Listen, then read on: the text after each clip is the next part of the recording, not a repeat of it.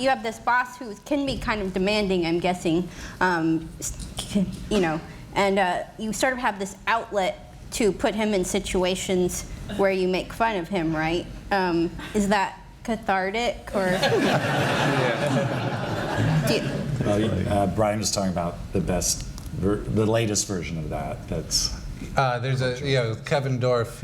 He and I do a scene that's called Joe's Place, and the setup is Conan just announces, like, folks, I'm not into being Conan the talk show host right now. I just want to go to a neighborhood place where everybody just knows me for who I really am, and like, if you'll excuse me, I'm going to go over to Joe's real quick. And so then he just enters this. It's a real crappy bar, and it's I'm drinking alone, and Dorff's just behind the bar, like fooling around with a bottle. And as soon as Conan comes in, it's like 5 minutes of like, look at that piece of crap that just walked in. You suck, and it's relentless. It's Dorff has a line and I have a line, and just Conan just sits there for it's a good couple of minutes of just brutal, cathartic. Just like the last line's always like, I hope you die. And then there's always one line in there. The world would be better without you. Yeah, there's always like, everyone's always very disappointed when you walk in a room. One of my favorites was, everything's more unpleasant when you're around. It's like, it's awkward. But I do, after that, Conan leaves to go back to his desk, and Dorff and I are going back to wardrobe, and it's just like, Most of my sketches are filled with self-hatred. So.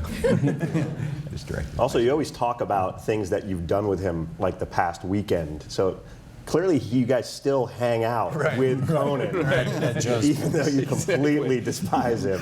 You never learn. We have no friends either. Maybe we could talk about some of your successes.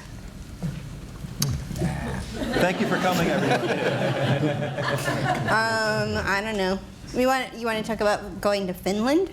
That was fun. Mike and I and another writer went with Conan and 26 other people to Finland because we'd started a whole joke where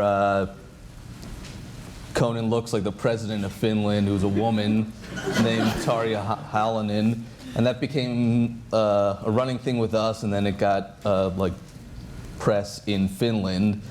So we decided he was going to. It turns out he's very popular in Finland. So we decided to go, and we went spend a week and filmed him. And she was up for re-election. Yeah. So we started making ads. He wanted to control the outcome of the election. Yeah. So he was doing phonetic. They did these great ads in Finnish, and they actually started showing them over there. Yeah. And that, of course, helped her opponent. I think it did. And I met some Finnish people, and Tarja Halonen turns out is very socialist. And these people didn't like that, and they were like, we are very disappointed. We wanted the other person to win, and you skewed the election the other way. And I was like, we didn't mean to affect your national politics, your government. But then you brought up World War II. But yeah, that was when we landed there. They're like,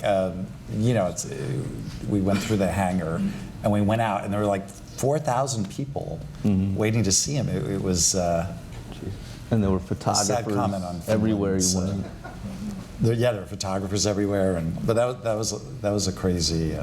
And we got to meet her, Tarja Halonen. Yes, we went to their palace, which was I don't know, would be like a house up in Hudson Valley or something. It wasn't that big.